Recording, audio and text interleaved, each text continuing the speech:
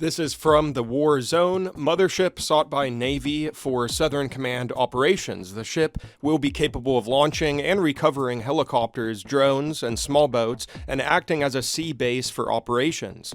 So, welcome back to the channel. You're watching Everything Weapons. The U.S. Navy is seeking a multi-mission maritime security vessel to launch, recover, and support a mix of manned and unmanned air and surface platforms, a Navy spokesperson told the War Zone on Tuesday. The ship will support the U.S. Southern Command's, or SOUTHCOM for short, enduring mission to collaborate with partner nations on maritime security operations in the Eastern Pacific and Southern Caribbean.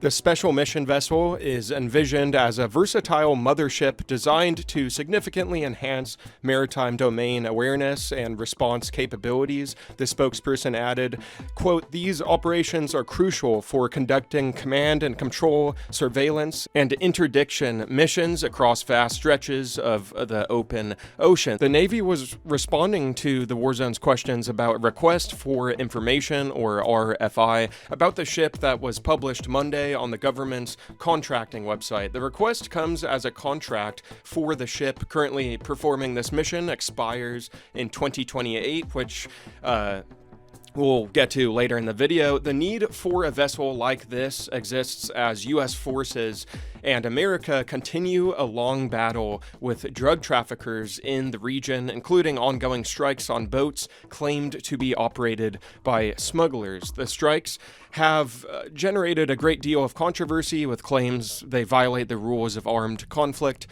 and have been carried out without congressional or judicial approval. But it's like, let's be real here, guys. Like, these are the worst of men, so it's like, okay. Like, in my personal opinion, it's completely justified if you're a massive drug smuggler with tons of guns, and, you know, these are bad. These are the worst scumbags in the world, but whatever. The White House and Pentagon have pushed back on those claims.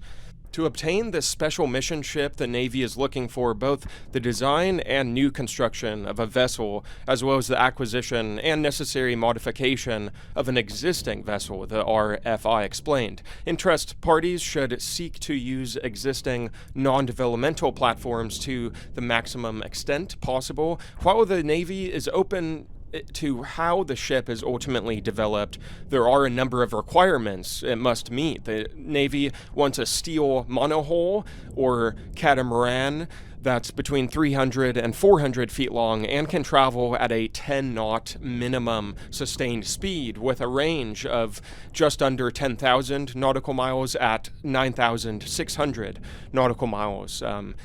That's as fast as it should go that they want, right? The ship should be capable of conducting primary operations and surviving in a Beaufort wind scale 6 or greater, Beaufort, and be capable of performing boat launch and recovery operations in Beaufort wind scale 6. Under the Beaufort system, Scale 6 refers to conditions with wind speeds of 22 to 27 knots and maximum wave heights of 12 feet. Scale 4 is wind speeds of 11 to 16 knots with maximum wave heights of 5 feet. In addition, the ship should be able to stay at sea for at least 30 days without underway replenishment or resupply for maximum number of personnel.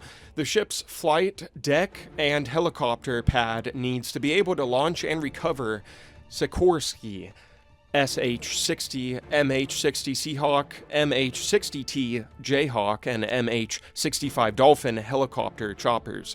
It should also be capable of launching and recovering vertical takeoff class 2 and 3 UAS platforms and have a minimum of 20 by 20 feet dedicated clear deck space for UAS recovery and storage, as well as sockets for a minimum of 2 20-foot equivalent containers for UAS control and maintenance. When it comes to small boats, the ship is required to have a non-deck crane-based small boat launch and recovery system capable of supporting various boats between 24 to 44 feet in length and weighing up to 3,500 pounds. Thank you guys very much for watching. If you learned something and All credit to the Warzone. You're watching Everything Weapons. If you guys are new here, consider subscribing.